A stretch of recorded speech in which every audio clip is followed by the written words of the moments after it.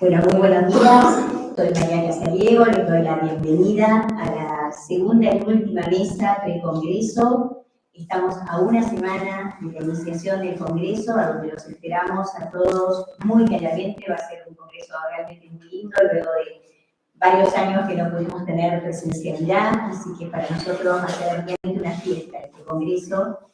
Hoy tenemos dos invitados de lujo y un coordinador que forma parte de la comisión organizadora de nuestro congreso. Paso a nombrar a las integrantes de la comisión organizadora: Graciela Markotinsky, Débora Espinosa, Mauro Tonelli, José Cernadas, Aníbal Repito, quien les habla, María Casariego, y el coordinador, quien se va a quedar a cargo de esta mesa, es Alejandro Rosas.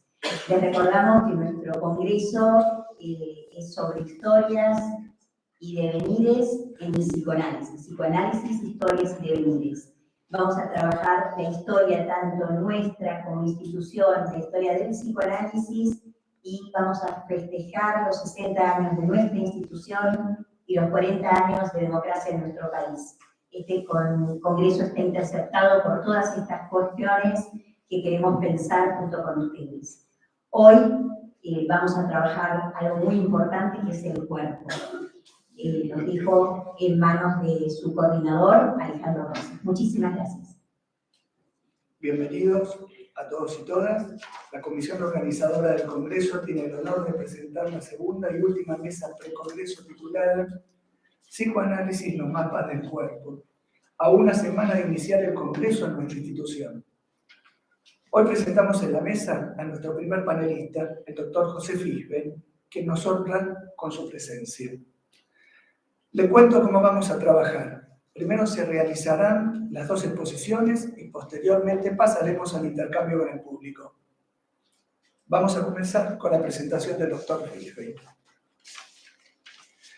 Médico recibido en 1965 en la Universidad de Buenos Aires con diploma de honor. Especialista en psiquiatría en 1970, Ministerio Nacional de Salud. Máster en psicoanálisis, 2006, Universidad Nacional de La Matanza. Miembro titular con función didáctica de la Asociación Psicoanalítica Argentina, APA, Federación Latinoamericana de Psicoanálisis, FEPAL, International Psychoanalytic Association, IPA, especialidad en niños y adolescentes, APA, FEPAL, IPA. Director del Departamento Psicosomáticas, Asociación Psicoanalítica Argentina, del 2012 al 2016. Coordinador del Grupo de Investigación El Cuerpo en la Sesión Psicoanalítica, del 2010 al 2020.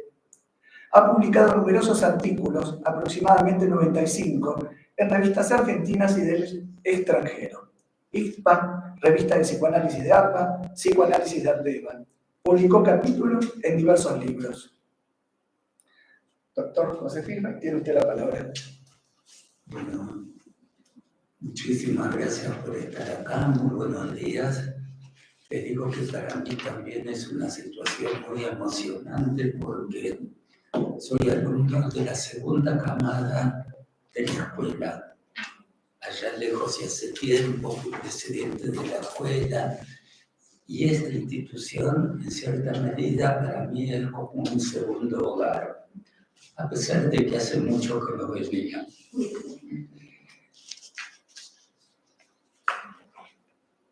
Yo voy a hablar del cuerpo y sus expresiones. Centraré mi exposición en el concepto de cuerpo. Tomaré lo corporal como el escenario de la lucha entre las fuerzas vitales de la naturaleza y las construcciones resultadas del trabajo del aparato mental. Ambos factores en una unidad indisoluble, solo tomada como independientes a los fines metodológicos de estudio de la interacción entre ellos. Consideraré, por último, el agotamiento de la lucha, la destrucción de esa unidad dramática. A lo largo del camino de la vida, el cuerpo otorga representaciones del sí mismo, además de registrar las marcas que implica el pasaje del tiempo, que permite vislumbrar con anticipación el final de la existencia. Sin negar el cuerpo como una entidad real, consideramos que el objeto cuerpo con el que trabajamos los psicoanalistas es una construcción representacional que se organiza en el intercambio intersubjetivo con el semejante y se constituye en el soporte de la propia subjetividad. Toda representación del cuerpo en el psiquismo queda inscrita con relación al otro y encierra la historia vincular de cada humano. Además, el cuerpo, como construcción histórica, sostiene la representación mental de quienes somos. El cuerpo en el psicoanálisis es siempre un acto de discurso, es decir, lo que las palabras dicen acerca de él. Encontramos diferentes categorías de discurso, siendo una función del psicoanalista reconocer dentro de qué categoría se alude al cuerpo en el contexto y momento de cada sesión y explicitar cómo incide en la transferencia y en la vida del analizante. El cuerpo brinda representación a los procesos vitales y o su agotamiento, marca fortaleza o manifiesta deterioro. Es el escenario donde se juega la vida de cada sujeto, donde se expresan y vivencian sus emociones y afectos, la lucha entre sus deseos y las imposiciones desde el adentro de los ideales y desde el afuera de la sociedad. Los ideales que pueden constituirse en amos acríticos que llevan al sacrificio del cuerpo viviente para convertirlo en un objeto adaptado a las leyes del mercado.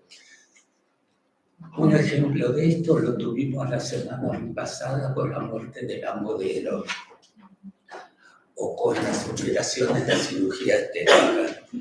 Desde estas leyes siempre será posible adquirir un fetiche ayornado que ocluya lo faltante desde los ideales. Reitero que con estos objetos no existen vínculos de amor, sino sometimiento acrítico que concluye en una pasión funcional con aquello que la cultura de consumo impone como valor y que en oportunidades afectan al soporte orgánico. Es el cuerpo, por lo tanto, sede del placer y del sufrimiento. También sella los límites frente a los callejones sin salida con lo que el devenir enfrenta al sujeto, expresando ese quiebre a través de la somatosis. Puede ser expresión de la fortaleza mental, convirtiéndose en el personaje representación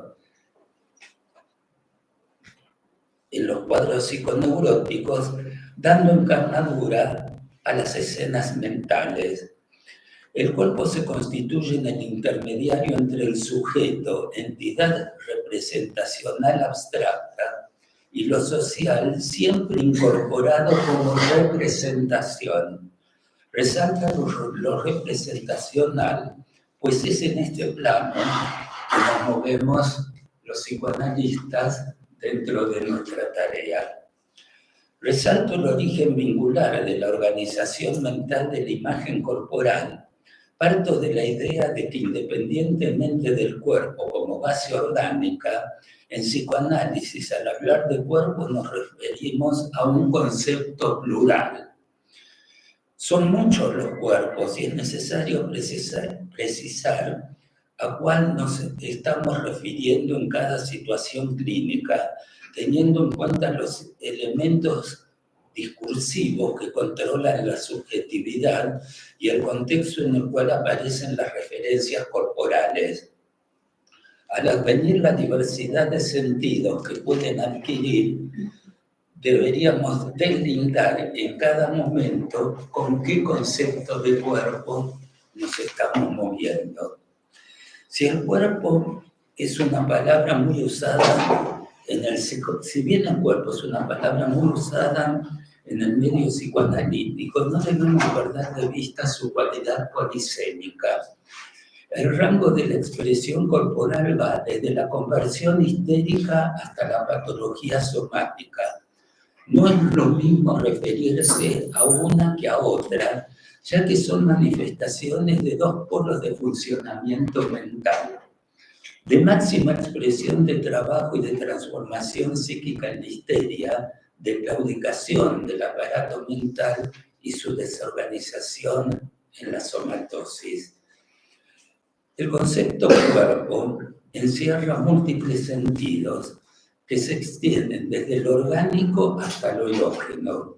El cuerpo en el campo de la palabra es la representación de diferentes ideas. Podemos hablar del cuerpo cosa, es decir, lo orgánico, soma, objeto de estudio dentro de la biología, hasta el cuerpo representación del cual da cuenta el psicoanálisis.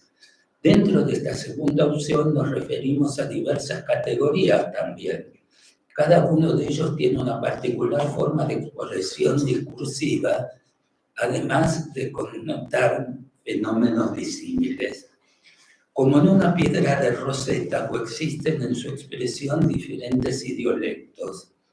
Esta es la enseñanza que Freud inauguró hace un siglo, una nueva era a atribuir una significación a los síntomas y a los ataques histéricos. La idea de símbolo mnémico rompe con los conceptos imperantes en su época. Ya en el caso Dora, se diferencia el discurso de la histeria, fracturada y suturada como expresión de la represión, del discurso de la enfermedad somática, lógico, coherente y duplicador de una realidad biológica que se impone al psiquismo y que no admite transformaciones.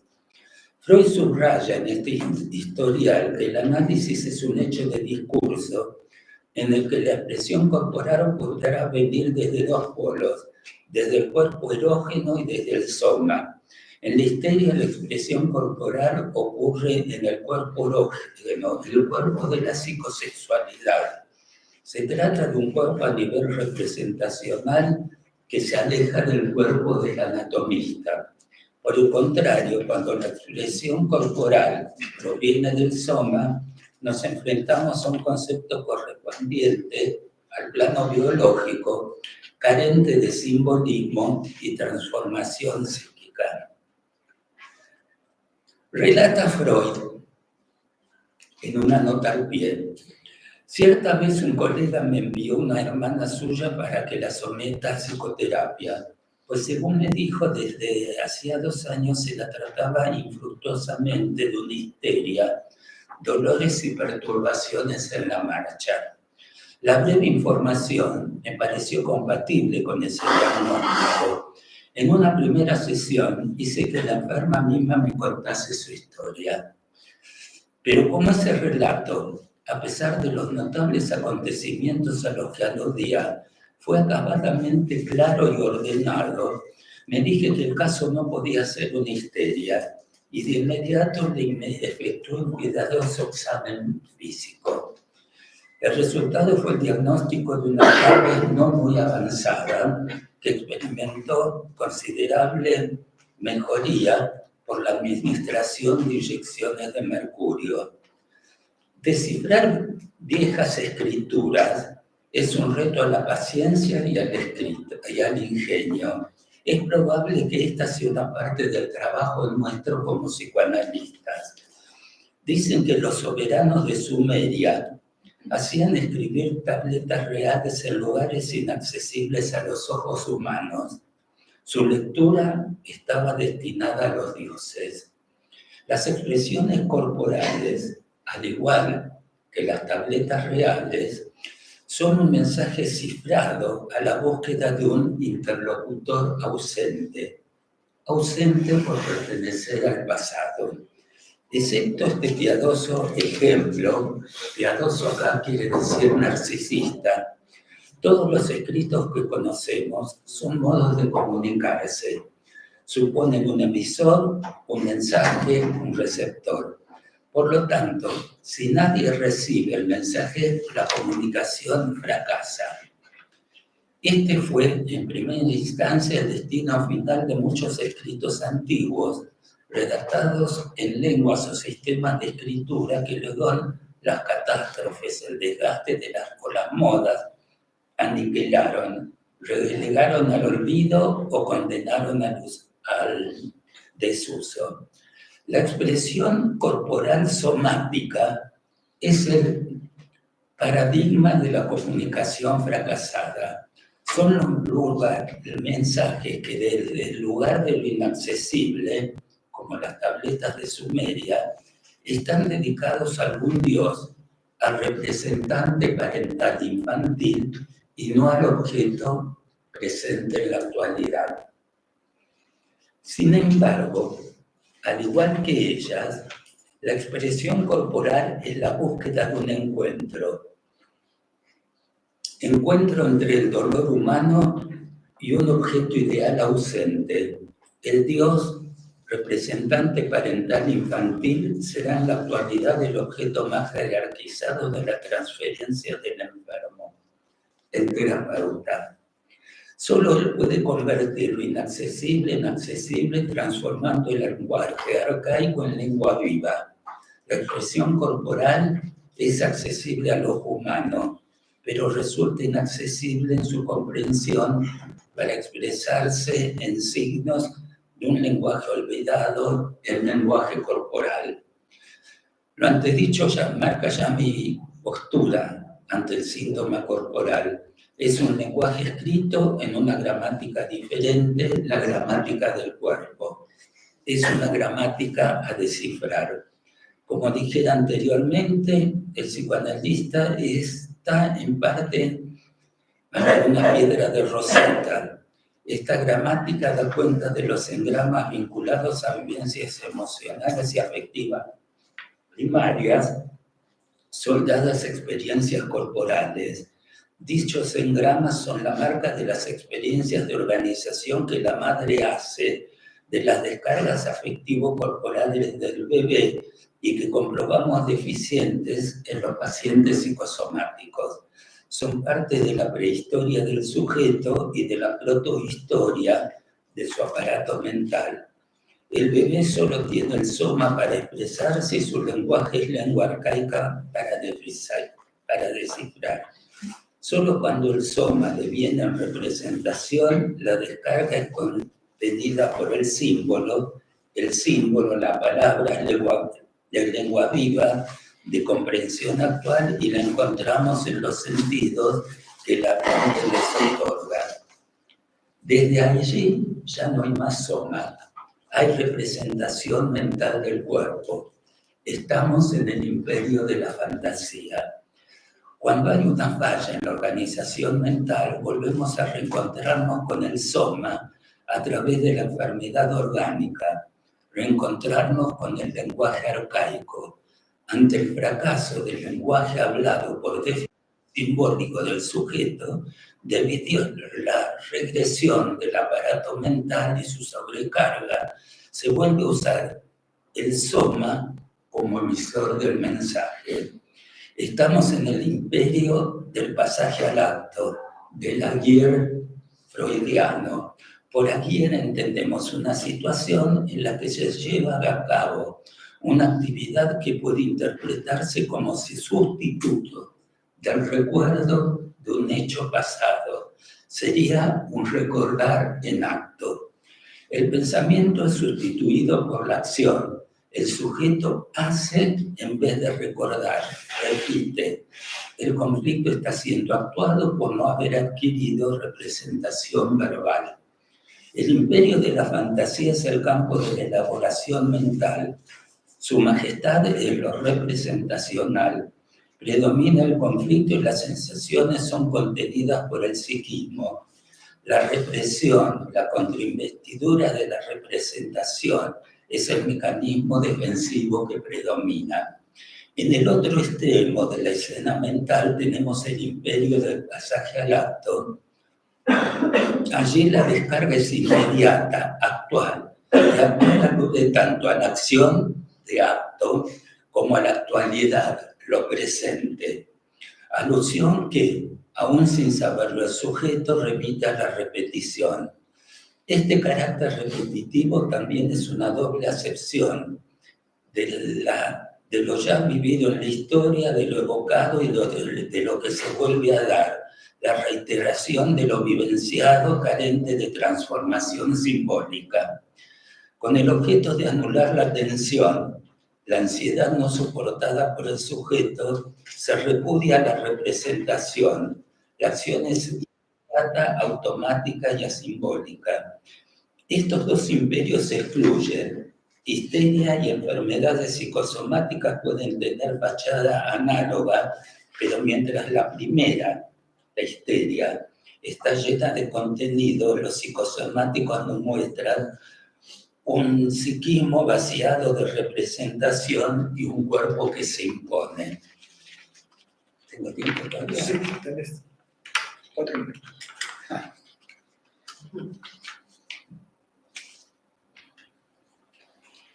Igual siempre escribo más de lo que puedo hablar. Está bien.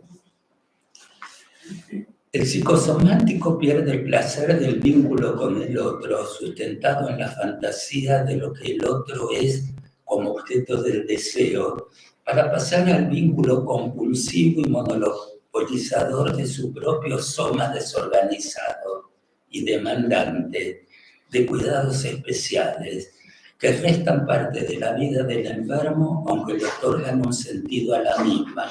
Ser enfermo de tal o cual cosa otorga una identidad. Este fue el primer artículo que escribí para la revista de la escuela, hace como 30 años. Las expresiones corporales de la enfermedad somática son siempre orgánicas.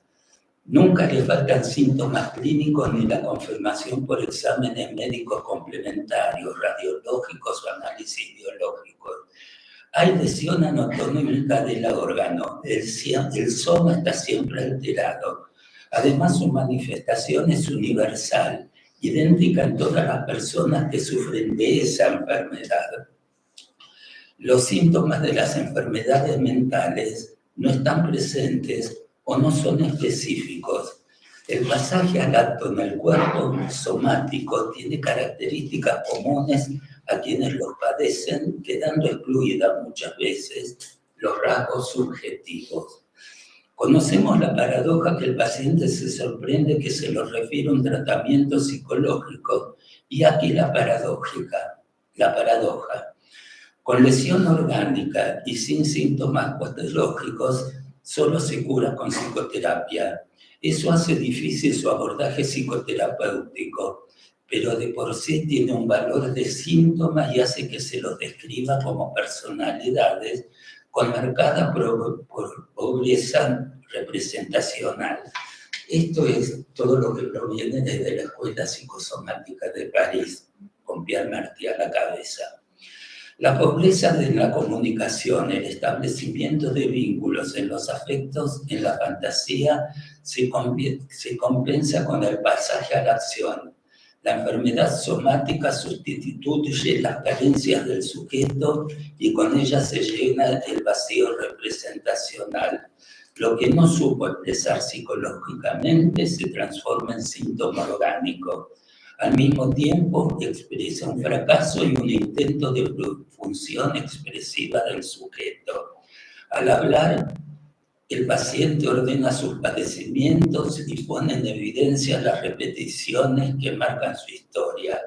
En la repetición vemos la marca de lo inconsciente que se impone desde el escenario corporal, y en la secuencia de padecimientos y tratamientos recibidos, la característica compulsiva del repetir. El síntoma somático es algo que intenta hacerse oír y del cual el paciente no se libera hasta que no pueda hacerse comprender por medio de la palabra, accediendo a lo representacional. Bueno, me dicen que falta un minuto. Sabíamos dos, pero terminar entre 4 minutitos.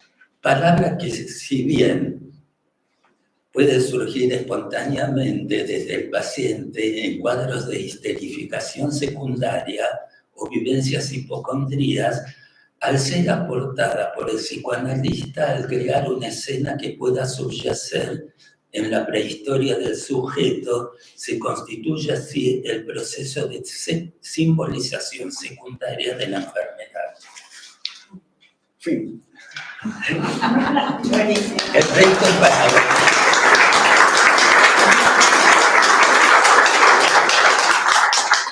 Si quieren enterarse más de esto,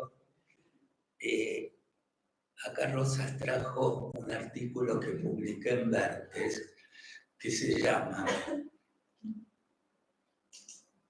Del síntoma somático al acontecimiento somático, Nachtraglichkeit, y tiene otra palabra más. Hay una revista Vertes dedicada a psicosomática y está publicado ahí un libro que se llama, también en un libro que se llama Más allá de la neurosis. Igual en la segunda vuelta vamos a seguir preguntándote eso. Dale. Doctor, gracias por sus palabras. Ahora vamos a continuar con la presentación de nuestra segunda panelista, la licenciada Susana Kesselman, quien nos honra también con su presencia. Es licenciada en Letras y Filología Hispánica, posgraduada en Sociología, co-creadora de Corpodrama y psicodramatista. Formó parte del equipo de salud mental en el Hospital Evita de Lanús, dirigido por el doctor Mauricio Goldenberg. Su práctica profesional se ha desarrollado en distintos lugares del mundo, especialmente en España y Argentina. Eutonista y especialista en bioenergética, publicó numerosos libros y artículos en relación a la dinámica corporal. Susana, tiene usted la palabra. Acercarle el A mí me gusta mirar el público cuando alguien está diciendo muy interesante la charla del doctor. La verdad que claro, otras maneras de pensar lo corporal, porque yo trabajo desde la práctica corporal completa, con problemas que afectan al cuerpo del estilo hernias de disco, qué sé yo, cosas que uno podría nombrar de ese modo. El tema es que yo miro mucho al público y a mí me parece que una experiencia corporal que no me está permitida con ustedes. Pero sin embargo, algo que les quiero decir. Como el doctor estaba en este lugar, las personas miraban todo el tiempo para este lado. Entonces yo dije, ¿qué pasa con la cervical de las personas que miran para este lado? Y entonces dije, ¿cómo le fue? Me gustaría saber. No es como para que me conteste si no tienen ganas. Bueno, pero sí, es cierto, vi todas las cabezas mirando para acá, cosa normal porque estamos hablando de alguien que estaba diciendo, bueno, el tema estaba siendo introducido por el doctor. Y entonces era lógico que se mire a la persona que está hablando. Entonces después diría yo, bueno, me empiecen a mover un poquito el cuello, a ganar, qué sé yo, a ver cómo queda. Como yo estoy de este lado, ahora tienen que mirar para acá. Puede ocurrir que, bueno, ustedes al mirar para acá, compensen lo que pasó o se contracturen más. Entonces, les pediría que estén atentos, que vean cómo están. Bueno, es un poco con cierto humor, siempre tomo el tema del cuerpo, porque el cuerpo trae, desde que yo creo que tiene uno ciertas angustias con el cuerpo, nunca confía que está sano del todo, existe sano del todo, es sano del todo. Bueno, y entonces a mí me parece que a partir de ahí me surgió un trabajo que yo creí que era más gimnástico. Yo cuando llego a España, llego en el posfranquismo, apenas posfranquismo. Llego en el mes de junio y Franco había muerto creo que en noviembre. En ese momento yo estaba trabajando más en temas, yo venía de aquí de trabajar más en psicodrama, conexión más con otro tipo de disciplinas. No, las corporales eran como todos los argentinos hacemos algo, el que no hace pesas, hace gimnasia, va a un parque, hago abdominales, qué sé yo. Los argentinos somos, no nos damos cuenta, porque lo hacemos naturalmente, pero en España no. Lo único que había, no existía la expresión corporal, no existía una gimnasia normal, qué sé yo, existía yoga. Y un yoga muy clásico. Y entonces, en ese momento, estaba la mujer de Alterio, Tita Alterio, que empezó a hacer impresión corporal para niños, y yo me enteré que venían unas personas que hacían una cosa rara que se llama autonía, bioenergética, o me metí a ver qué era eso, porque era algo que yo en la Argentina hacía sin darme cuenta, ¿no? Como aquel que habla en prosa sin darse cuenta. Bueno, yo hacía trabajo corporal para mí, para mi salud física, a veces no, porque sentía que era algo normal, que había una escoliosis, además de lo que me vinieron la escoliosis, pie plano, qué sé yo, un montón de cosas. Y bueno, me ponía siempre alguna profesora para que hiciera algo con mi cuerpo. Entonces, para mí, lo corporal era natural, fue natural para los argentinos de aquel momento, yo creo que ahora también. Y a partir de ahí empecé a hacer, estuve trabajando, porque trabajaba en psicodrama, estuve trabajando con un grupo de psicólogos que también estaban exiliados, nos alquilamos un lugar, un centro. Y cuando se iba un paciente, yo lo que hacía era dominar, le tiraba el suelo entre un paciente y otro, hacía yo gimnasia. Yo empecé a que una psicóloga me dice, ¿qué estás haciendo? Digo, gimnasia para mí. Ah, yo también quiero hacer. Bueno, y así de golpe, tuve 100 alumnos de golpe. Fue una cosa. O sea que me empujaron a un lugar que para mí no era el lugar de mi disciplina, ¿no? De la disciplina por la que yo vengo. Bueno, yo aquí había hecho otras cosas, pues como ya me nombraste, lo que hacía, el psicodrama, estudié con el Tato Pavlovsky, con Mocio, con Fidel, con varias personas que hacían psicodrama. Hice teatro, qué sé yo, hacía cosas que los argentinos hacíamos en ese momento, hasta que llegó el momento en que nos tuvimos que ir de la Argentina por cuestiones políticas, cuestiones que un exilio fue el nuestro con toda la familia. Y entonces ahí el cuerpo necesita algo más que yo no sabía qué era, pero yo no estaba bien. Llego a un país que no es el mío, dejé a mis padres acá, mi madre muy enferma. Yo estaba, mi cuerpo no estaba enferma de una enfermedad. Sí, era psicólogo, psiquiatra, pero todos tampoco había un psicoanálisis ahí como el que tuvimos nosotros acá. Era todo empezar con gente que estaba empezando con nosotros. Los españoles estaban muy dedicados en ese momento, los psiquiatras hacían electroshocks, no había una psiquiatría, una antipsiquiatría.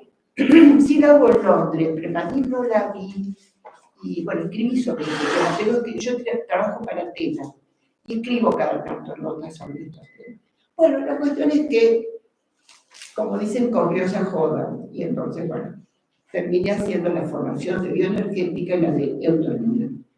Las formaciones son muy exigentes en un sentido, de muchos años, varios años. Y realmente yo creo que encontré ahí una vocación diferente de la de letras. A mí letras me gustó mucho, por eso seguí esa carrera, ¿no?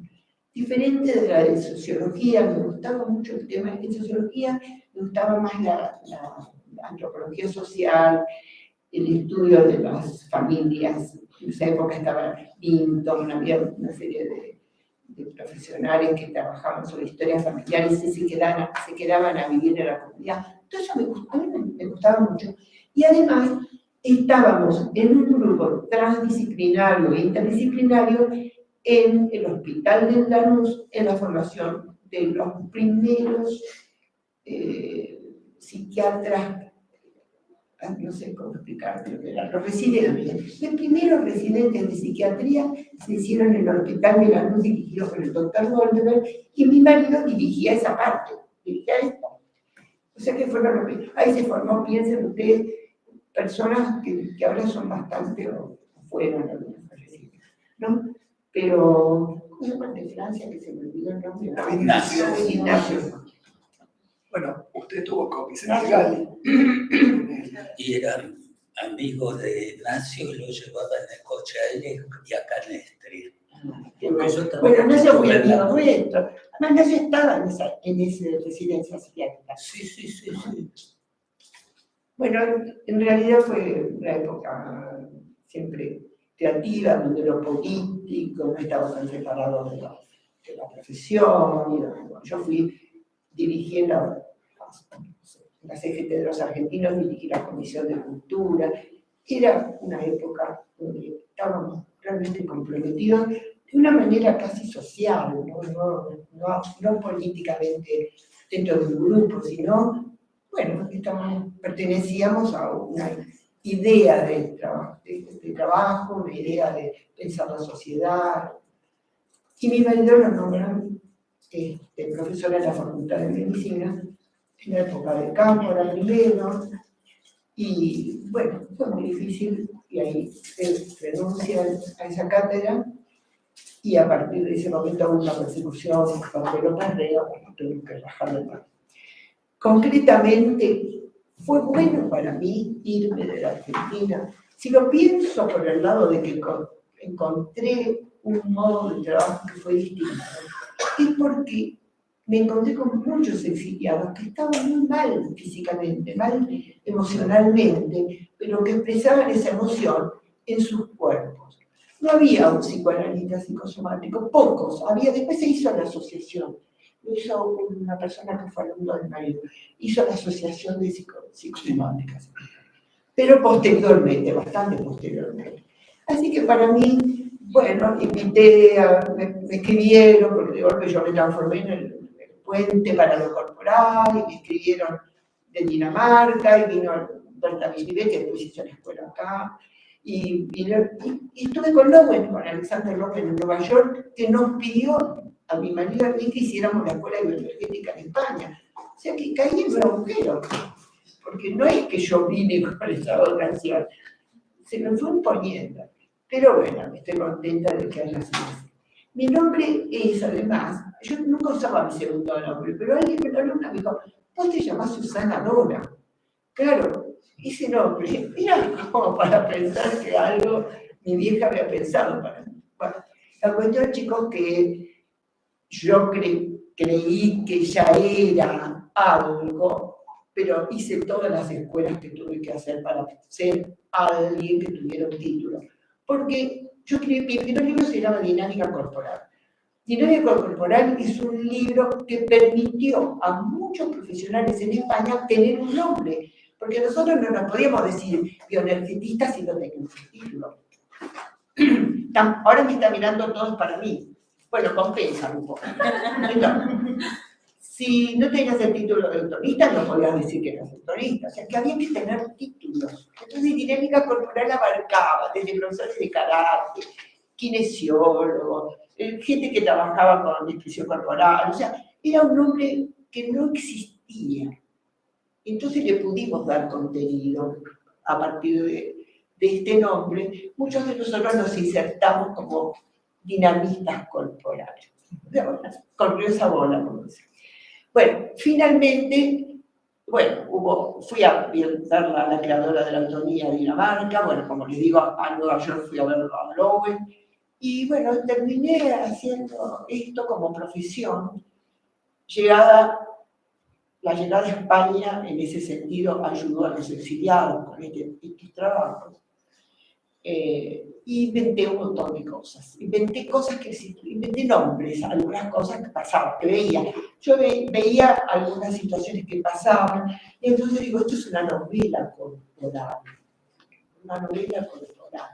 Y si es una novela corporal, puede tener varias versiones. Las novelas tienen varias versiones. Y así fui inventando conceptos que veía, es decir, situaciones que veía le puse conceptos. Por ejemplo, daño en el tono vital, eso es un concepto que yo tengo por ahí en alguno de los libros. Tengo 7 libros escritos. Creo que algunos de ustedes acá, yo no sé si alguno fue alumno, alguien se me acercó y me dijo, yo fui alumna tuya. Puede ser que haya gente que conozca este tipo de trabajo. Pero bueno, ha sido un trabajo, casi diría, al que caí por las circunstancias de la vida, y por supuesto lo aproveché, lo disfruté. Y el tema de haber puesto palabras a algunos temas es porque la literatura para mí es parte de mi formación, la lectura es parte de mi formación, y fui encontrando en lecturas, leo muchos filósofos. Y entonces los filósofos son personas que tienen cuerpo cuando escriben. Vos cuando lees a un filósofo te das cuenta que tiene cuerpo la escritura. Foucault tiene cuerpo.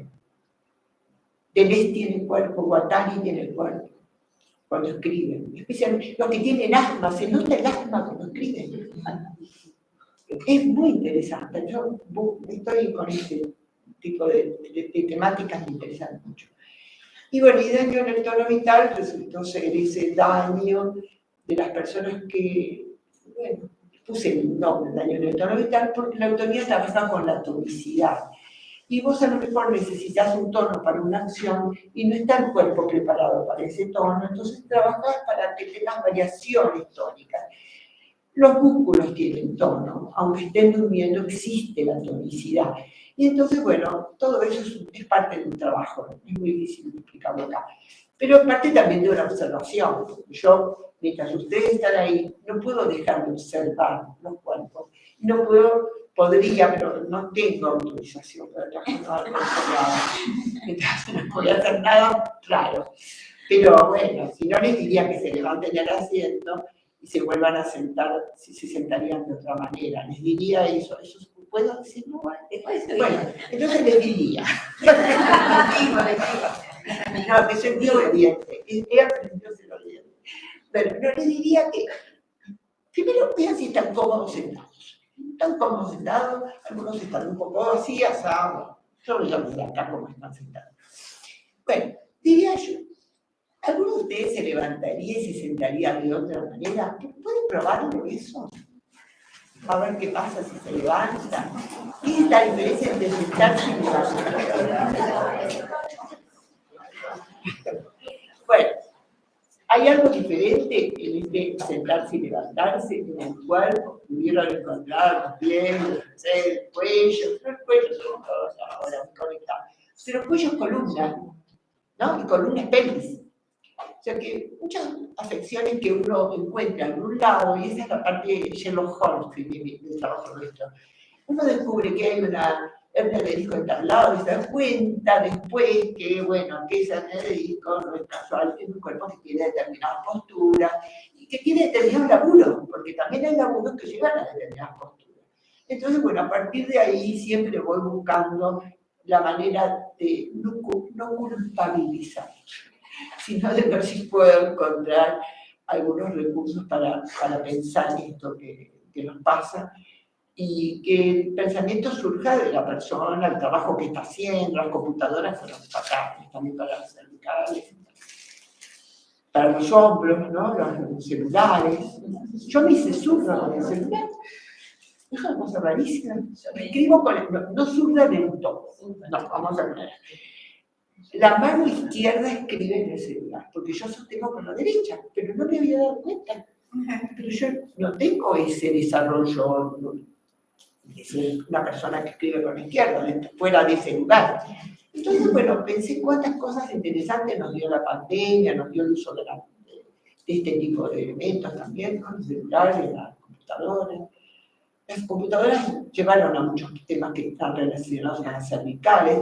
Entonces inventé el tema de estar sentados 20 minutos, levantarse, dar una vuelta a la silla, dar vueltas a la silla, volver a sentarse. Inventé cosas que pensé que podían ser buenas para el cuerpo y que no representaran tener que ir a un gimnasio o tener que ir a...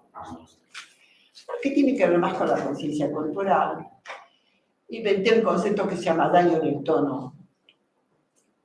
Daño en el tono es el daño en la tonicidad, es decir, una tonicidad que no está adecuada a la acción. Ese es un tema que le puse nombre a algo que veía también en la práctica corporal. Inventé el de novela corporal, que el otro día lo conté en el Zoom.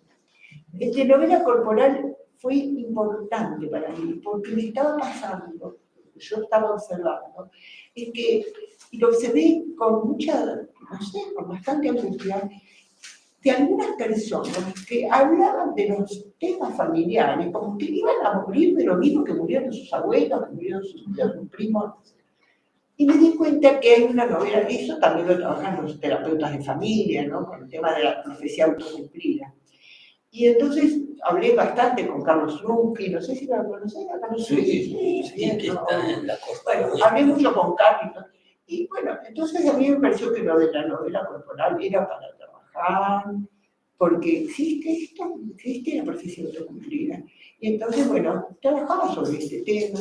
Entonces venían los alumnos a hacer, venían por un problema, qué sé yo, cualquier problema físico que pueda tener, el pie plano, el pie, qué sé yo, la rodilla, venían y yo de entrada, tomando una cosa que aseguré en la primera entrevista, ves que tiene un libro maravilloso que es La Primera Entrevista. José Breje, no sé si lo siguieron nombrar, maravilloso. Bueno, José Breje tenía esa primera entrevista, entonces yo en primera entrevista ya introduje esto. Y enseguida me decía, ¿tú de qué pensás que te vas a morir? Decir cosas que a veces me iban. Y después fui más suavizando la pregunta.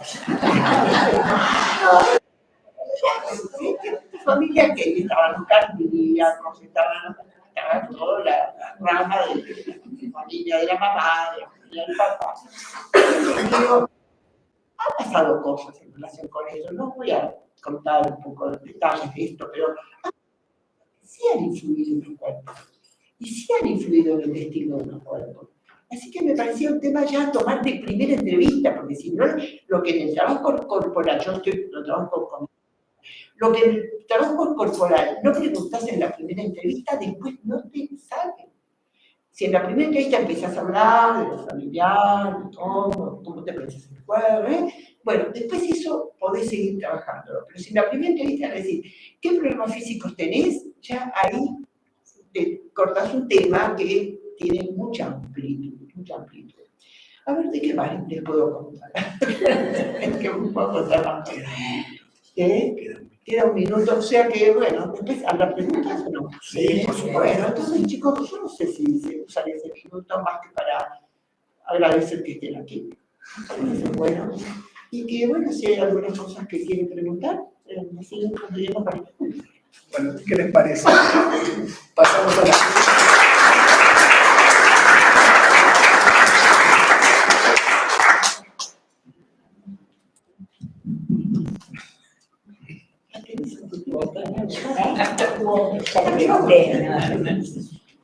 Bueno, primero agradecerles enormemente, es para nosotros realmente un honor, pero aparte es una fiesta poder escuchar la historia, porque ustedes hablan de la historia.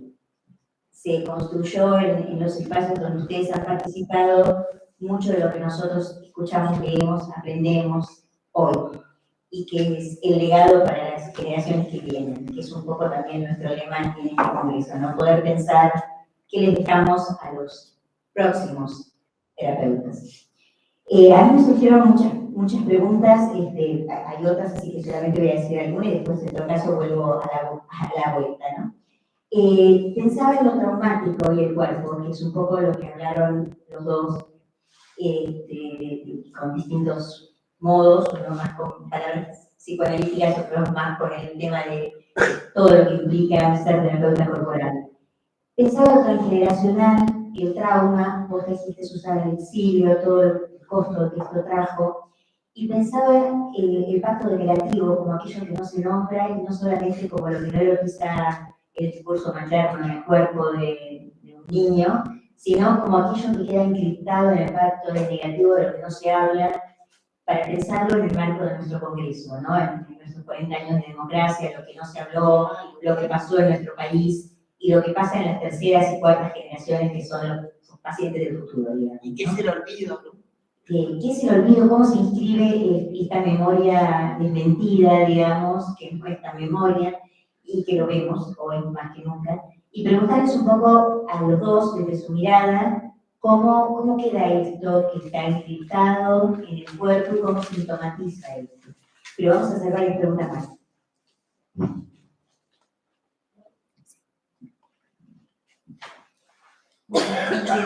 Soy Silvia Schlafman. Agradecer primero a la mesa, me encantaron las dos exposiciones, inclusive con estilos tan distintos.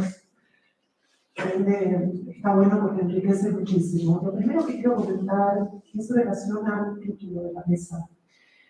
Pensaba cómo pensar mapas en tanto. Los mapas pueden generar límites estáticos o pueden ser cartografías que se va desviando. Relativo al tema de cómo tratar estas cuestiones psicosomáticas, ¿no?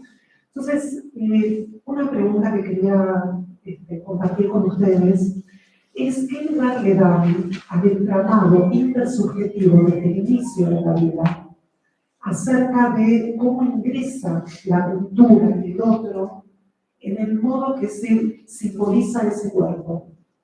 Y desde ahí, de transferencia, intervenciones específicas por parte del analista que den cuenta de eso, acerca de lo que está en relación, Susana, en relación al novela corporal, si podés ampliar un poco, porque novela da cuenta de trama, de historia y de espesura. Hay algo en la teorización de la psicosomática como déficit de simbolización que me parece que tal vez sería por otra dirección, porque una novela tiene una trama. Un argumento. Un argumento, exacto. Si se puede como pensar también un poco más en esa línea. Bueno, muchísimas gracias.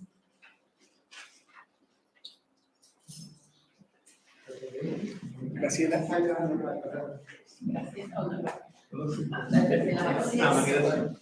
Hola. Bueno, me encantaron las dos ponencias, mucho aprendizaje, seguimos aprendiendo, por suerte.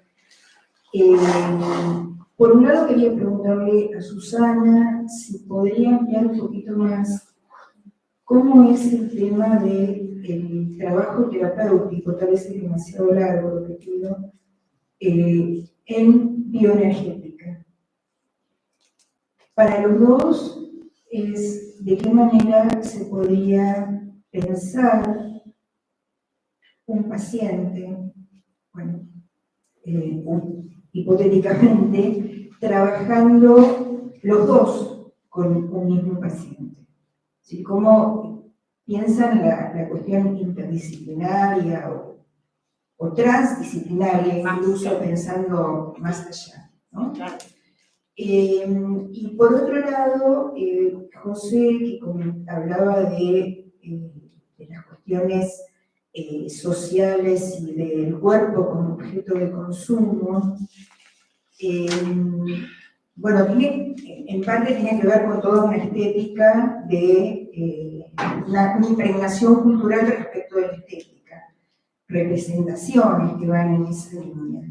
Pero en el momento en que se pasa al acto, digamos, en el momento en que se da la intervención, ya sea por cuestiones de este tipo de estética, como el de, lamentablemente, esta mujer que falleció, como otros, inclusive he leído, ahora en este momento no recuerdo el autor exactamente, es un francés, que hablaba de intervenciones quirúrgicas que hacían cirujanos plásticos, deformando los cuerpos, ¿no? Entonces, digamos, el uso que se da del cuerpo desde ese punto de vista.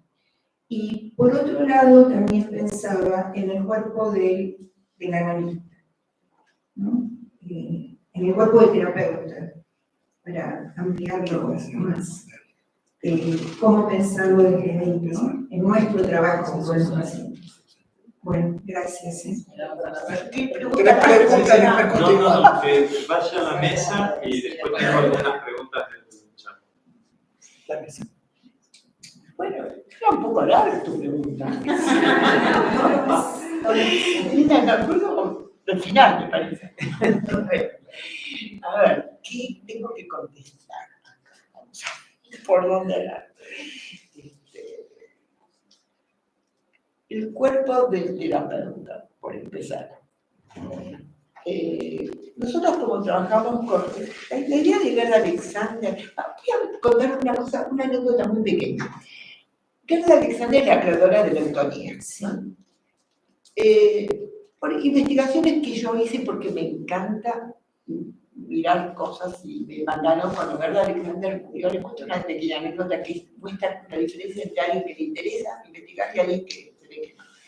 Pero nosotros tenemos que investigar, porque siempre el tema corporal es un tema poco conocido del modo en que se trabaja en estas disciplinas como la bioenergética misma, vegetatoterapia, la energética, la anatomía, no son conocidas por todo, siempre tenés que explicar. lo que es eso. Yo, eutoqué, me dice el colombiano también. Bueno, entonces estaba pensando en un encuentro que tuvo Gerda Alexandra, la de la autoría, contra Rabindranath Tagore y María Montessori. Era un congreso en Dinamarca. Y el congreso trataba sobre las nuevas pedagogías. ¿Y qué era? La pregunta que se hacían ellos era, ¿qué pasó que nosotros trabajando con lo que trabajamos, cómo se terminó en una guerra mundial? Porque era la época moderna, ¿no? Lo que se trabajaba. Y entonces a mí me interesó mucho este concepto. Y empecé a ver qué era ese congreso que habían hecho en Dinamarca. ¿Y qué era lo que decían? Y por eso las disciplinas como siguieron, pienso, ¿no? Y lo que ellos decían era que ellos venían de una pedagogía que pedía imitar los modelos, ¿no? Entonces, la danza tenés que levantar las piernas tal así, en general las disciplinas corporales que ellos trabajaron consigo mismos, las educativas también, porque la Montessori iba a ser corporal y Rabindranath Tagore y lo otro. Entonces, había un modelo que era imitar al maestro. Y dicen que ese modelo era el que tenía que revisarse en la moderna. Y que quizás habría que pensarlo para más cosas, porque hoy hablaron también, ¿no?, de lo que es la memoria y todo. ¿Qué modelos hemos tenido nosotros pedagógicos que llevan a que uno pierda la memoria de un acontecimiento tan importante como el que vivió la Argentina? Uno podría pensarlo tomando lo que dijeron aquellos tres personajes tan importantes como Tagore y la Montessori. Bueno, eso es una cosa que quería decir. No sé si me preguntaste algo de eso. Bueno, pero al principio el problema que tenemos es que hay que explicar qué es la eutonía, la regulación de tono. La tonicidad existe en todos los cuerpos, pero hay personas que por ahí para levantar un peso tienen un tono muy bajo, entonces tienen que tener el cuerpo, nosotros decimos, el tono adecuado a la acción. Yo hoy mismo estoy en una charla con ustedes y tengo que tener el tono adecuado a esta charla. No puedo, qué sé yo, pegar un salto, andar, no sé, algo que no va. Pero sí, ¿qué sería mi tono adecuado a esta acción que es esta charla en este lugar? Si yo uso más tono de que necesito, me terminar muy cansada. Si uso menos tono de que necesito, posiblemente no llegue ni a la tercera fila. Entonces siempre se trata de eso, el adecuado tono a la acción. Esa es una cosa que me parece interesante del trabajo de la autoría. Con la bioenergética tuve más problemas, porque para mí la bioenergética surgió en España cuando estábamos en el post-franquismo. Yo trabajé en escuelas con curas, en escuelas jesuitas, en 7 escuelas trabajé porque yo venía de la orientación vocacional, profesora de letras, qué sé yo, venía con una cosa de título por ahí. Y entonces publiqué una nota en una revista española sobre orientación vocacional. Y me llamaron de un lugar que tiene 7 escuelas, creadoras de las tutorías de España. Bueno, ¿qué pasó con la bioenergética cuando empecé ahí en España? Yo trabajaba en mi casa, mi marido estaba hinchado pobre con toda la gente que aparecía en el salón de mi casa para trabajar yo en la bioenergética. Bueno, pero la bioenergética tiene gritos, o sea que no es como la autoría es tranquila, estás ahí, bueno, suave, pero la bioenergética grita y se mueve, promueve el reflejo del orgasmo, o sea que estás movilizando una serie de cosas que después no le puedes decir, no, che, pará. O sea que había que dejar después que pasara lo que pasara. Bueno, ahí tuve un problema. Tuve un problema importante trabajando en casa. Bueno, pero el problema era que venían los jesuitas de colegio a hacer clases conmigo de bioenergética, para ver qué era la bioenergética. Y la verdad que los problemas eran importantes porque estas personas que venían del posfranquismo no eran jesuitas actuales, eran jesuitas de aquel momento, maestros, profesores de aquel momento, venían con una energía muy reprimida sexual, Y entonces de golpe se te prendían y querían hacer la misma cosa. Bueno, entonces la verdad, chicos, que me pasé el otro día directo. Y la bioenergética la fui trabajando más conmigo al principio. Después, bueno, cuando ya se hizo la escuela de bioenergética, había pasado unos años, difundimos esto con una colega argentina del Instituto Nacional de Educación Física. O sea que hubo una movida corporal importante que vino a través de los argentinos en España. Sí, es la verdad, vino a través de los argentinos, pero porque teníamos más esta práctica, no porque éramos geniales, era porque teníamos más esta práctica. No sé si había alguna pregunta más. Vamos a ir. José. Voy a empezar con la última pregunta de Graciela. Acércale un poquito el micrófono.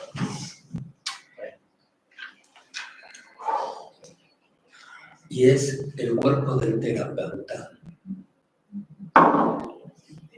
Nuestro cuerpo es sede de percepciones y a veces en la transmisión de lo inconsciente dentro de la sesión, nuestro cuerpo puede reaccionar. Voy a contar un episodio. Estoy analizando una paciente y me ocurre algo que no me había ocurrido nunca. Y es la necesidad imperiosa de ir al baño.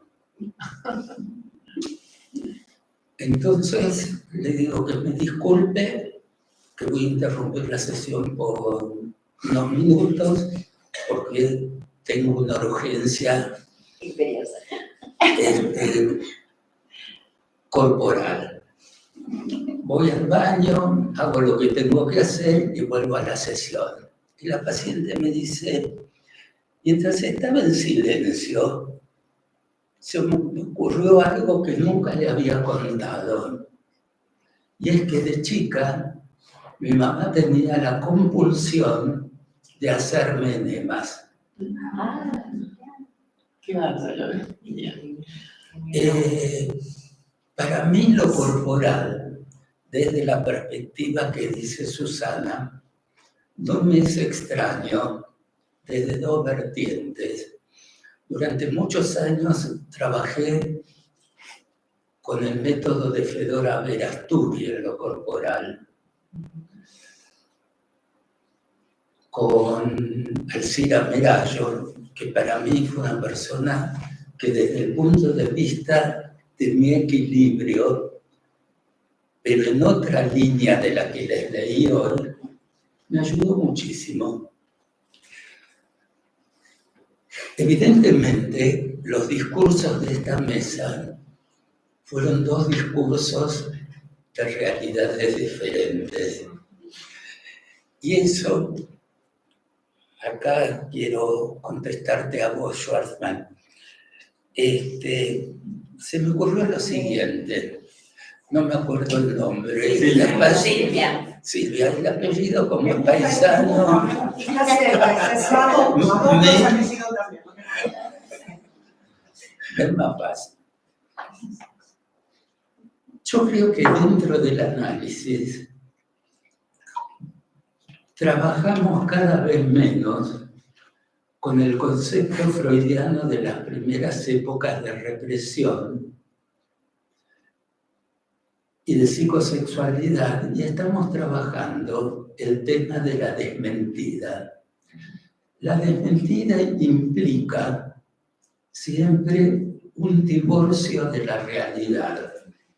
Divorcio en el sentido de que vivo con dos realidades diferentes, la de lo percibido y la de lo escindido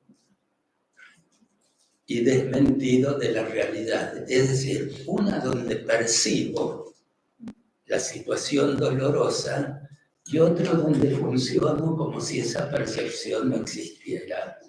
Esto nos pone de lleno en el campo del narcisismo. Mientras hablaba Susana, yo hice unas anotaciones y me di cuenta que trabajo siempre con polaridades. Por ejemplo, el cuerpo representacional y el soma son dos conceptos completamente diferentes. Histeria y psicosomática son conceptos diferentes. Evocación y percepción son dos conceptos diferentes.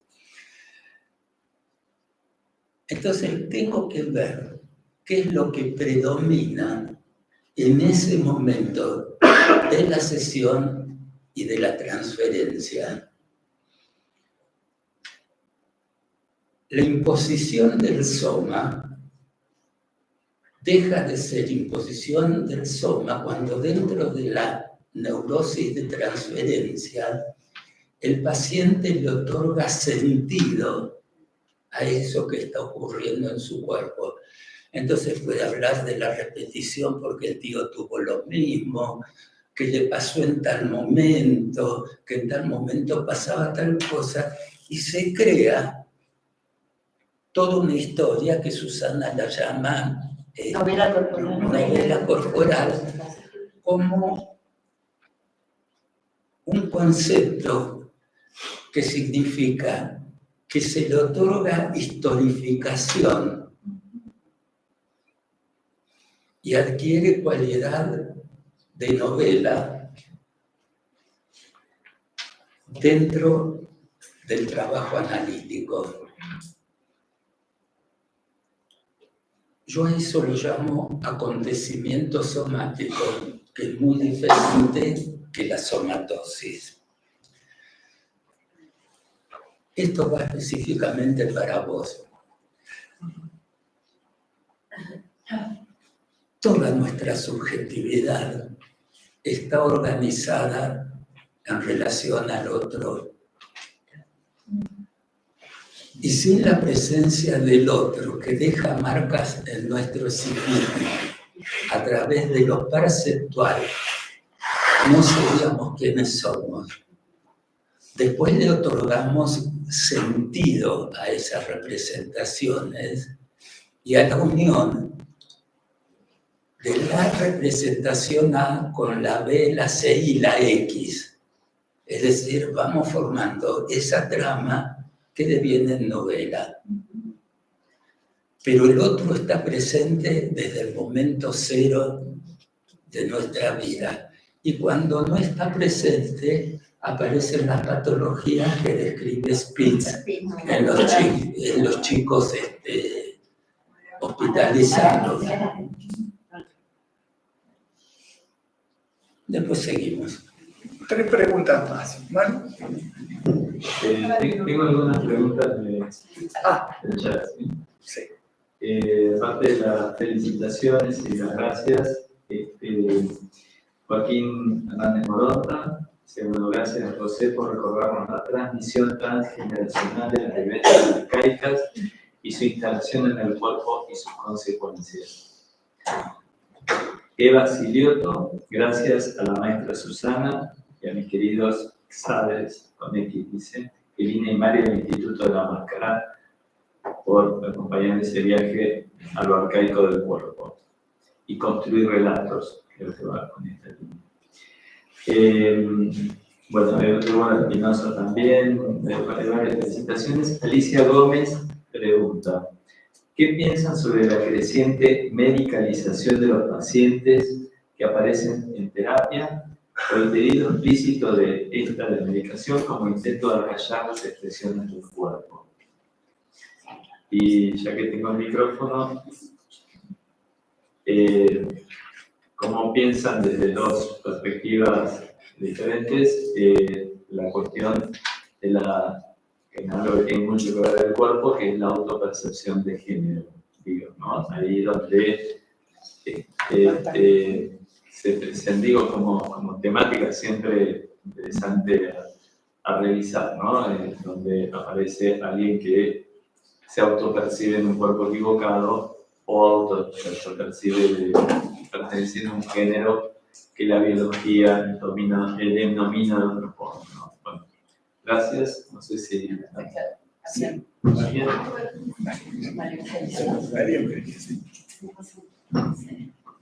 Hola, Hola, ¿qué tal? Soy María Eugenia Fares. Quería agradecerles las exposiciones y además, un poco como decía María, ¿no? Hacer un poco de historia que es fundamental para pensar el psicoanálisis o poner un poco de pensar. Tenía una pregunta para cada uno, en realidad. Para Susana, creo que también, de alguna manera, ya se lo han preguntado, ¿no es cierto? Pero en la práctica que usted hace, como práctica clínica, digamos, ¿sí? ¿Qué lugar hay para el inconsciente? Porque usted hace una lectura, por lo que yo pude entender, del cuerpo, ¿no es cierto? Además le agradezco que me haya hecho cambiar de lugar porque me moví, pero bueno, ¿qué lugar para el cuerpo, si es que esto hay, como expresión de algo del inconsciente, ¿sí? Y para el doctor Fillo y José, ¿cómo piensa usted, un tema que a mí me tiene dando vuelta últimamente, que es la cuestión de las neurosis actuales? Porque usted habló del modelo de la psicosomática y habló del modelo de la histeria y lo puso en comparación en todo caso. Bueno, me gustaría conocer un poco eso. Muchas gracias.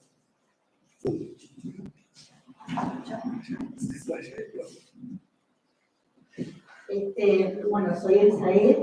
Me interesó muchísimo las dos posturas porque me daba la sensación de estar escuchando a un paciente psicosomático en la disociación mente-cuerpo. Y que de alguna manera los psicoanalistas pecamos también de poner todo palabras cuando muchas veces la expresión en el cuerpo con estas disciplinas que vos contabas, Susana, aportan y favorecen a la cura y al sufrimiento somático y psíquico. Con lo cual, bueno, por ahí me preguntaba qué lugar le damos los psicoanalistas a estas disciplinas que muchas veces desestimamos como que no apuntan a la elaboración psíquica y a la elaboración con la palabra, ¿no? Con una palabra llena de significados. Esto quería compartirlo. Aníbal, aquí adelante. Y después, Margarita.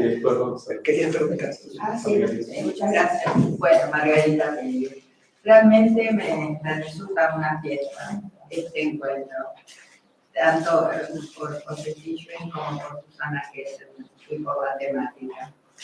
Es decir, pienso que somos una caja de resonancia, que tanto entonces sí que somos una en la medida que nosotros podamos como personas que asistimos, ¿no? Que nos convocan para poder intentar resolver algún conflicto instalado o en proceso de transformación. Entonces, yo retomo algo que preguntó Graciela Markotinsky respecto a cómo trabajar juntos las dos disciplinas. Entonces, una idea y mi propia experiencia como terapeuta y con formación tanto artística como en el movimiento a través de Fedora Veracturi, a través de Alcira Melayo y luego tener la experiencia del corpodrama con Susana. Puedo decir que en algún momento, en alguna circunstancia de sesión, pude ofrecer, derivar para alguna experiencia corporal con Alcira, por ejemplo, y así pudimos trabajar un tiempo. En otra ocasión, y a partir de un curso con un músico que yo había hecho para expresar el sonido, se me ocurrió en el momento de la sesión hacer incorporar a la persona y que experimente el sonido, y a partir de ahí ocurrió algo como lo que vos traías. En otro momento, con otra persona, en otra circunstancia, quise derivarla y esa persona me dijo, si vos me transmitís, yo lo hago, y agregué un día de sesión donde trabajábamos el sistema de Fedora y luego continuábamos otro día con el trabajo corporal. Es decir, cada uno con uno a uno como venimos trabajando, pero también el terapeuta es la caja de resonancia. Entonces, cuando digo me resulta estar en una fiesta, por los años que nos conocemos, las circunstancias que hemos compartido y cómo seguimos produciendo transformación. Muchísimas gracias. Sí, por favor. Si esta mesa hubiese ocurrido hace 20 años, hubiese sido un escándalo.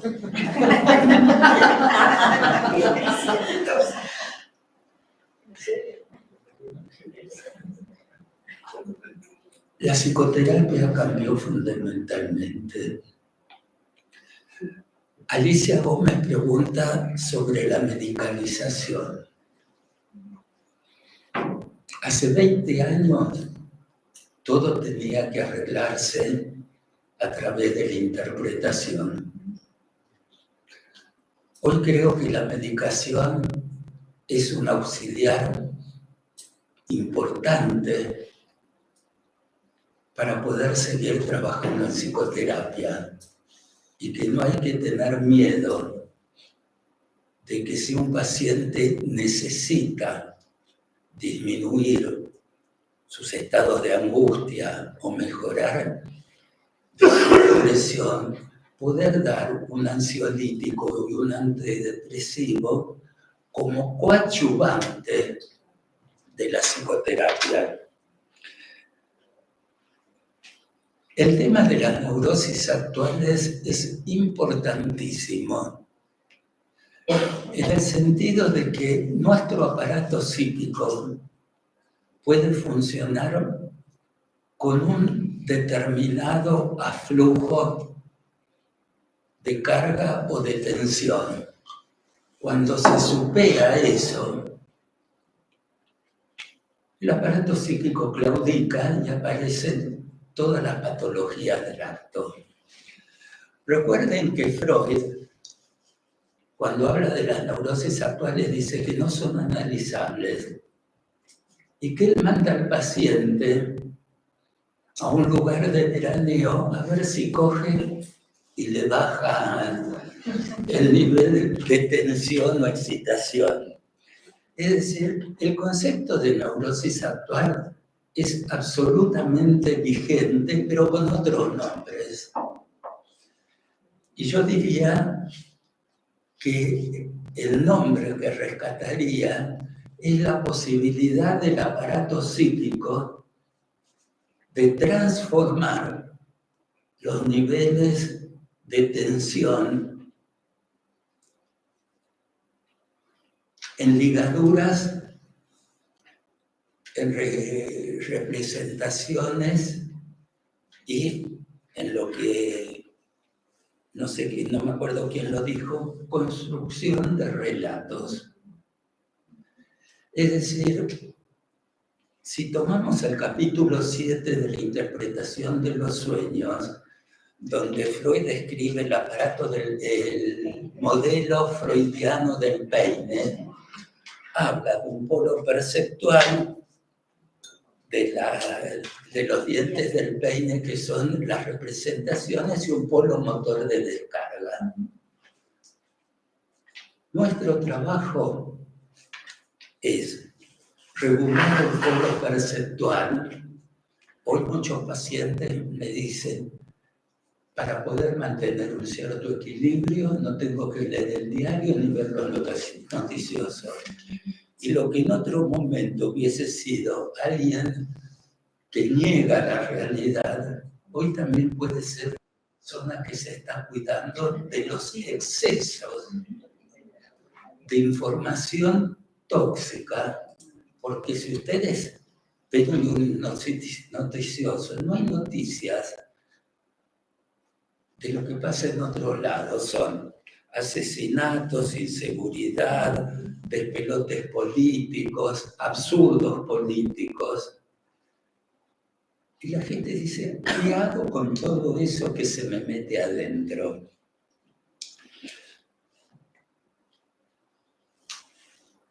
La sesión analítica es una suerte de oasis dentro del desierto de la hiperinformación. En ella nos podemos encontrar a nosotros mismos y crear nuestros propios relatos que nos ayuden a vivir por lo menos tensos y más placenteramente. Qué lindo eso, ¿no? Qué bueno, sí. Susana. Ah, tengo que hablar.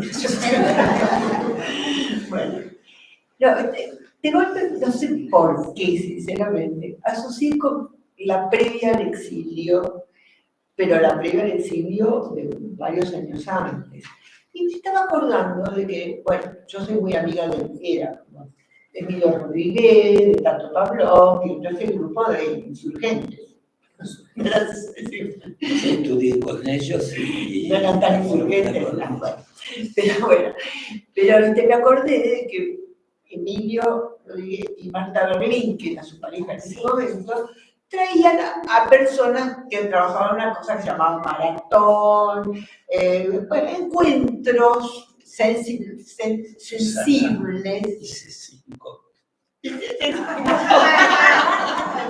Pero ahora cambiaste, ¿eh?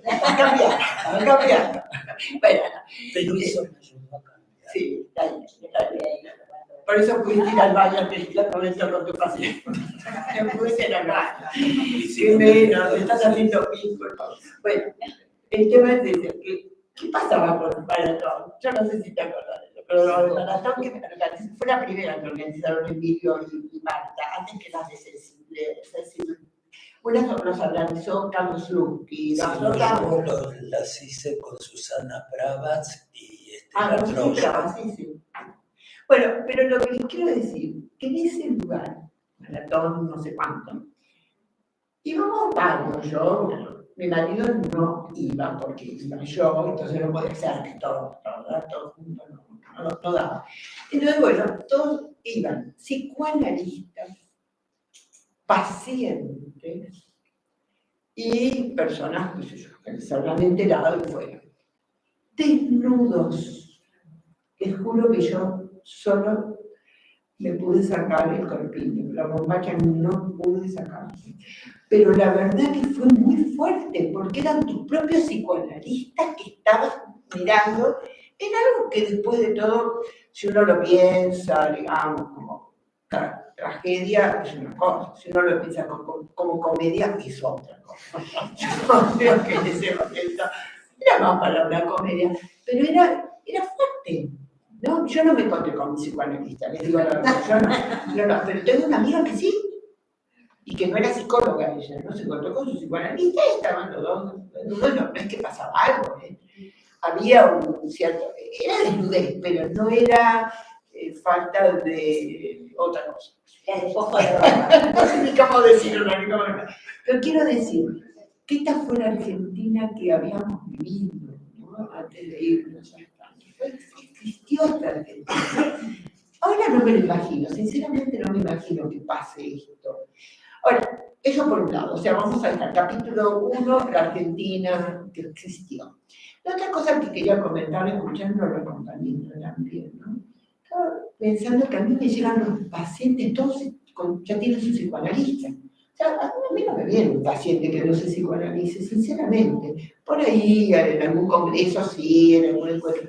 Pero en general, mis pacientes me vienen ya con sus interpretaciones, con sus trabajos hechos. Y yo trato no de desarmar algunas cosas, sino de tratar de entender por dónde entrar en el cuerpo con una persona que ya viene tan trabajada, tan interpretada, tan difíciles a veces esta posibilidad de encontrar otro lenguaje, ¿no? Pero bueno, es interesante todo lo que uno va viviendo en este tiempo, ¿no? Después, a ver qué otra cosa tengo que preguntar, chicos, que no algo más preguntar, ¿recuerdan? Porque, no sé, me distraigo, la verdad que me distraigo mucho, porque me interesó mucho lo que decía el doctor. Sobre el tema de género, que no hay... Lo de género es difícil para trabajar individual, en grupo es difícil.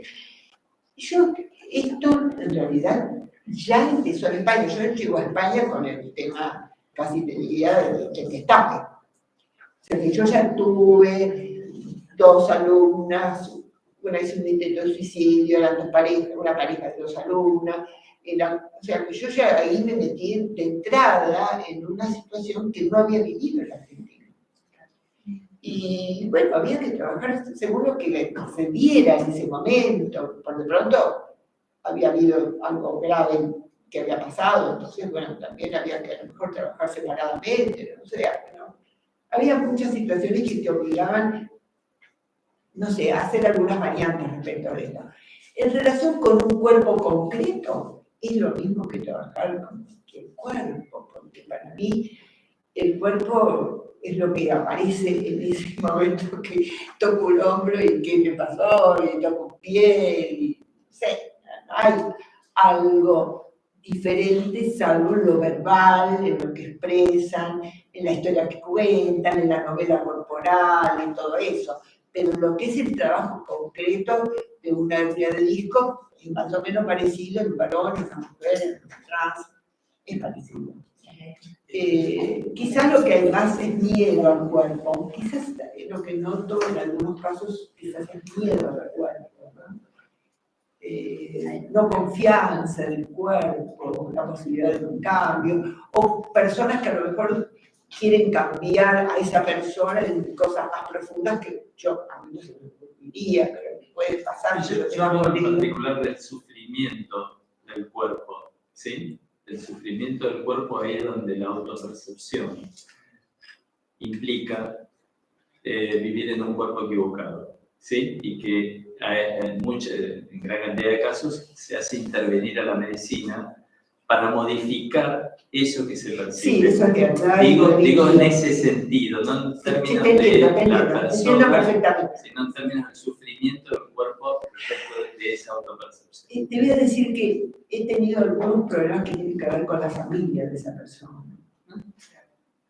Entonces ahí hay un tema, porque pasa que la familia tiene un terapeuta, la piba tiene otro terapeuta, la hermana tiene otro. Entonces, de golpe, la persona que aparece en mí, yo me tengo que limitar a algo quizás que es demasiado simple, si querés, en un cuerpo, pero el tema es más complejo, porque además vienen con conceptos que les dijeron sus psicoterapeutas respecto de esto, pero que sus padres no acuerdan, o su madre no acuerda y su padre acuerda.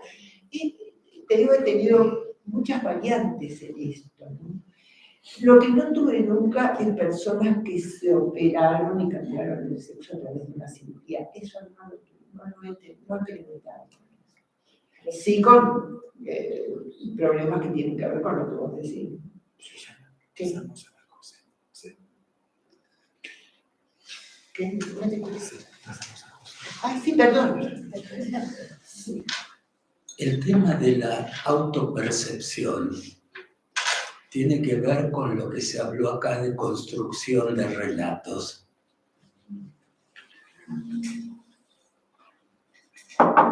El cuerpo equivocado puede ser del mismo orden que la novela familiar. Porque si yo digo que soy hijo del rey Carlos III y Diana, puedo haber construido un elemento restitutivo, delirante, de una realidad objetiva, donde repudio a mis padres biológicos y me creo padres magníficos. Con el tema de la autopercepción podemos construir muchas historias. Yo a eso lo llamo fenómenos restitutivos, cuya finalidad es volver a crear nexos con la realidad objetiva después de una refracción narcisista. Es decir, hubo algo del orden de lo traumático, se produce una regresión narcisista, megalomaníaca con alejamiento de los objetos objetivos, con la cosa en sí, los objetos objetivos de la realidad. Ahora, después construyo en mi mente el fenómeno restitutivo que me permite contactar nuevamente con la realidad y con objetos que se adecúen a esa modalidad propia, particular, de percibirme. Pero es una salida, por lo general, de retracciones narcisistas. Bueno, si no hay ninguna pregunta, yo quería hacerle dos preguntas a cada uno. A Susana, yo viví su experiencia del corpodrama y me gustaría que explicaras un poquito. Un segundo.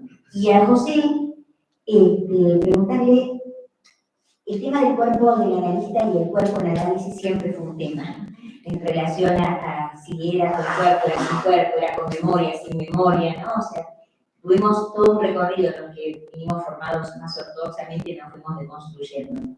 Y nos encontramos hoy con el Zoom. ¿Qué pasa ahí, no? O sea, ¿qué pasa en el encuentro terapéutico hoy en un Zoom donde los cuerpos están en una pantalla, ¿no? O sea, ¿cómo lo pensás, si lo pensaste, en relación a ese cambio de ese cuerpo que quedaba como anulado en el diván y el analista atrás para que no sea visto, a pasajes distintos que ha habido en relación al cara a cara y empezar a pensar el cuerpo, ahora al encuadre de un Zoom? Muchas gracias. Bueno, yo lo que te puedo decir es lo siguiente. Este año retomé el trabajo presencial. Y la lectura del cuerpo del paciente se puede hacer perfectamente, y muchas veces cuando se prende la pantalla me digo, uy, hoy va a pasar tal cosa. Los gestos, las formas de estar peinados, con qué aparecen vestidos dentro de la sesión. Y eso a mí me da indicios, digamos, por lo menos del estado de ánimo de esa persona en esa sesión. Para mí no es un obstáculo. No sé si por mi edad, por mis circunstancias vitales y por la fiesta que me da ir a mi consultorio, aunque lo sigo manteniendo como el primer día. Bueno, mi consultorio nunca fue igual de un día para el otro porque con mi tarea plástica iba cambiando.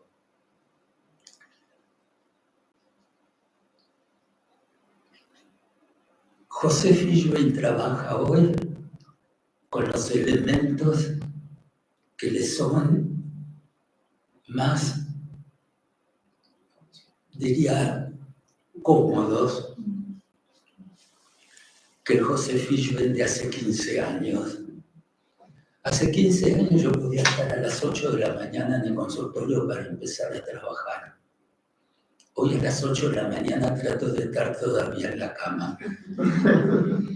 Y podía trabajar hasta las 9 de la noche y hoy a las 7 cierro el boliche.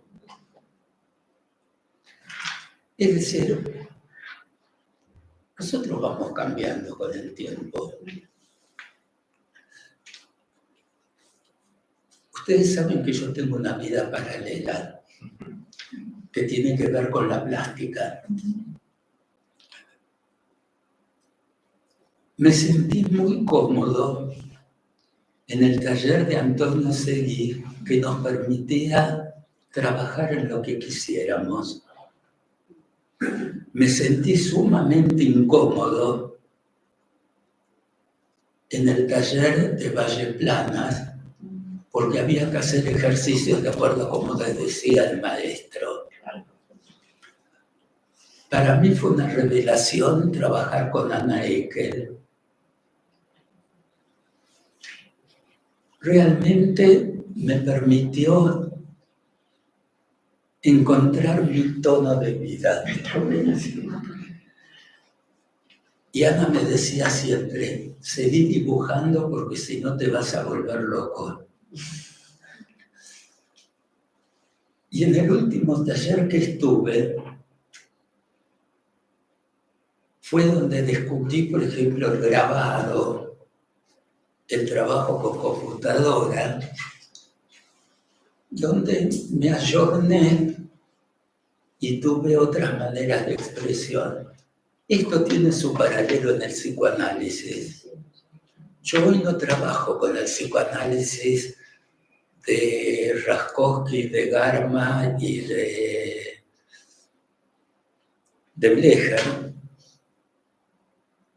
que de Lipa me pidieron que escriba un capítulo, que fue el último trabajo conjunto con Susi,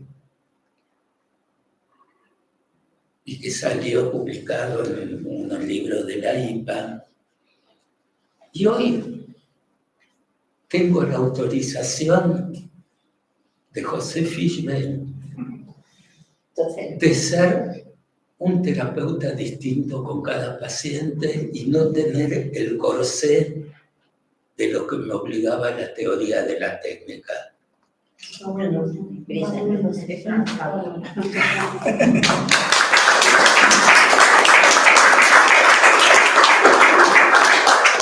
Quiero pasar un avisito durante el Congreso a una muestra artística donde va a estar también la obra de nuestro maestro José Fischbein. ¿Qué me preguntaste? Algo que hice con vos y que fue bárbaro, que fue todo.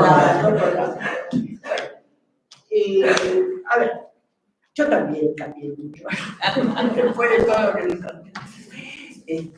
Y quizás me siento identificada cronológicamente por lo que comentás, porque soy una persona que tengo, no voy a decir la verdad, no tengo normal. Desgraciadamente por algún lugar de Google aparece, ¿verdad? Tengo que protestar. Bueno, pero no, lo que les quería comentar es que lo del corpodrama sí es un intento familiar. El libro lo escribo los cuatro, yo tengo 5 hijos, o sea que se supone que la quinta está en otra, pero con mis 2 hijos y Hernán escribimos corpodrama, cada uno su propia manera de haber encarado esto. Nos ayudó Violeta Gainza mucho porque ella traía aquí a profesores que fueron maravillosos músicos y entonces tengo la posibilidad de trabajar también temas ritmos y había mucho para mí.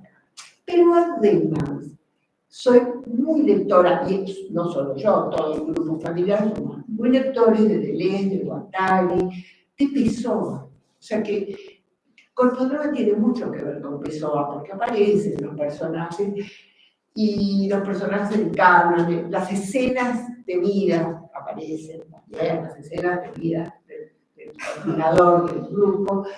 ¿Con qué personaje es el que te produce, ¿no? La escena de vida y qué personaje te puede venir a salvar, quiénes te ayudan a salir y quiénes te ayudan? Bueno, ese es el tipo de cosas que hemos trabajado.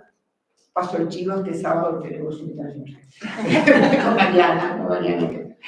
Bueno, pero a mí la lectura de Deleuze y Guattari me suena a música, no sé, hay gente que no tiene ese lugar del encantamiento, a mí me resulta, no sé, me han dado muchas herramientas para pensar lo corporal. El ritornello, ¿no?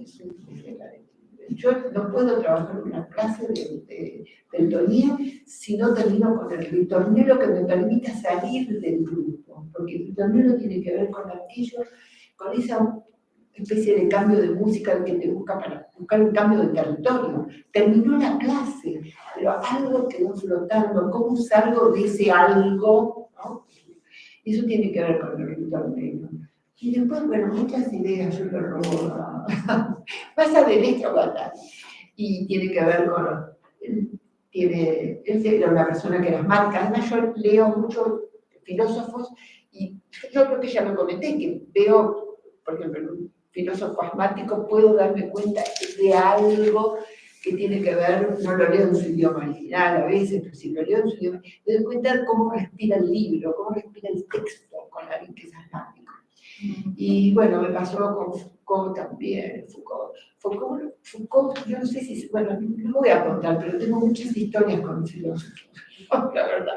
Pero Foucault es un tipo muy interesante también para trabajar corporalmente, ¿no? Porque ellos en un momento, él y su grupo decidieron contagiarse el SIDA. O sea, que ellos hicieron todo para contagiarse el SIDA y se contagiaron el SIDA. O sea, que también, ¿qué fue eso? ¿Qué pasó ahí en ese cuerpo que entra a los baños termales, baños turcos, qué sé yo, qué baños entraban, para contagiarse entre ellos el SIDA? Es muy fuerte eso. Descartes. Bueno, Descartes es un tipo que sabemos que es el padre del racionalismo, soñó todas sus teorías. ¿Usted puede creer que el padre del racionalismo haya soñado sus teorías y las haya escrito? 3 sueños tuvo con todas las teorías. Entonces, a mí del filósofo me resulta apasionante porque aparecen algunas cosas que... Y entiendo el suicidio de Deleuze. Todo el mundo dice, pero se suicidó, se tiró por la ventana. El Kesselman decía, necesitaba aire, no podía respirar. Entonces, no sé, tengo una convivencia con los filósofos y a veces se hacen personajes de uno. Pessoa es un tipo que leemos mucho. Y Pessoa tiene 70 personajes, así que nosotros tenemos nuestros personajes. Hoy yo estoy haciendo un personaje acá, digamos, no es que lo hago por propósito. Estoy en un lugar en donde toca una charla, tienen que entender, las veo las caras de ustedes. Hay algo mío que no es cuando yo estaba hace pronto en mi casa. O sea, que es otro, pero tengo que tener una flexibilidad de tono, como dirían los autoristas, para poder transitar esos otros personajes que también están en mí. No sé si te contesto. Bueno, seguimos platicando. Sí, o sea que el corpodrama surgió casi vivía naturalmente. Y después tuve la suerte de haber participado, no sé si vos estuviste, de haber participado en un congreso de los nuevos paradigmas. Y ahí conocí a Edgar Morin, ahí conocí a Guattari, ahí la conocí a Suárez Rodney. No sé, es también que oportunidades que uno tuvo en la vida y que pudo aprovechar, porque podía no haber ido a ese congreso. Lo había organizado un grupo de familia, un grupo de terapia de familia. Y pude ir y bueno, yo quedé pensando que la autoría estaba en los viejos paradigmas.